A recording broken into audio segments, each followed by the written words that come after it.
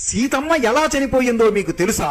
రాముడు రావణాసురుడిని చంపివేసి సీతాదేవితో కలిసి అయోధ్యకి వస్తాడు. కానీ కొన్ని సంవత్సరాల తర్వాత ఒక రోజు ఒక చాకలి అతని భార్యతో గొడవపడి నువ్వు వేరే వాడితో ఉన్నావు అని అనుమానించి అక్రమ సంబంధాన్ని అంటగడతాడు. అతని భార్య భోరున ఏడుస్తూ నేను అలాంటి దాన్ని కాదు అయ్యా, నేను ఆ సీతమ్మ అంత పవిత్రమైన దానిని అని అతని కాళ్ళ మీద పడిపోయి ఏడుస్తుంది. ఆ మాట వినగానే ఆ చాకలి అతనికి కోపం ఎక్కువ వచ్చి నేనేమైనా ఆ వెర్రి రాముడిని అనుకుంటున్నావా?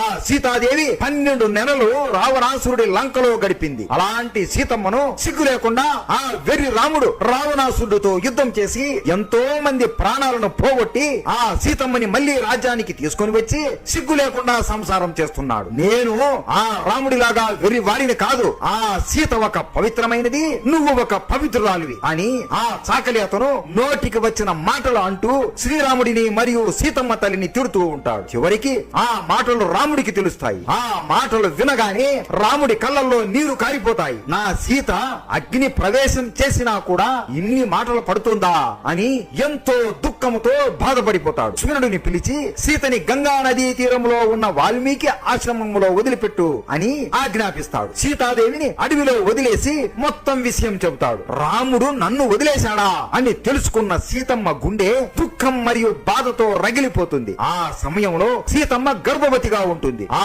ఆశ్రమంలోనే ఆమె లవకుశులకి జన్మనిస్తుంది. వీరు ఇద్దరు వాల్మీకి రాసిన రామాయణాన్ని పాటల రూపంలో పాడుతూ మొత్తం రాజ్యమంతటా తిరుగుతూ అందరికీ వివరిస్తూ ఉంటారు. ఒక రోజు రాముడు యాగం చేయడానికి వాల్మీకిని పిలిపిస్తాడు. వాల్మీకి లవకుశులతో వచ్చి యాగం జరుపుతాడు. రాముడు లవకుశుల్ని చూడగానే వీరు ఇద్దరు నా పిల్లలు అని అర్థమైపోతుంది. ఇక సీతని వదిలి ఉండలేక వాల్మీకితో సీతని ఇక్కడికి రమ్మని కబురు ఇవ్వండి, ఆఖరిగా ఆమె పవిత్రతని అందరి ముందు నిరూపించుకోమనండి అని వాల్మీకి చెబుతాడు. సీతమ్మ మళ్ళీ ఆమె పవిత్రతని నిరూపించుకోవడానికి రాజ్యానికి వస్తుంది. రాముడు బాధతో ఈ రాజ్యంలో ఉన్న వారి అందరికీ తెలిసేలా నువ్వు నీ పవిత్రతని నిరూపించుకో అని చెబుతాడు. అమ్మా భూదేవి, నేను పవిత్రమైన దానినే అయితే ఇప్పుడు నా మరణం సంభవించాలి, ఇప్పుడే నువ్వు వచ్చి నన్ను నీలో కలుపుకోవాలి అమ్మా అని గట్టిగా కోరుతుంది. ఒక్కసారిగా భూమి మొత్తం చెలిపోతుంది. ఆ భూమి నుండి భూదేవి వస్తుంది. అలా